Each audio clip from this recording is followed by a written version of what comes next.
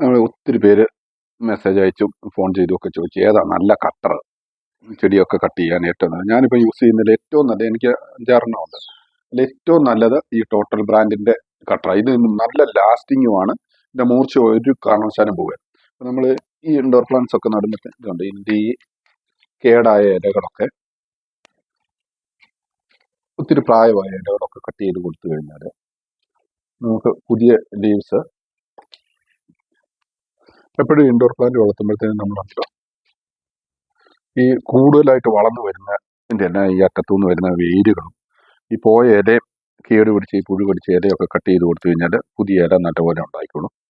നല്ല ഭംഗിയായിട്ട് എപ്പോഴും നല്ല ഫ്രഷായിട്ട് നിൽക്കുകയും ചെയ്യും.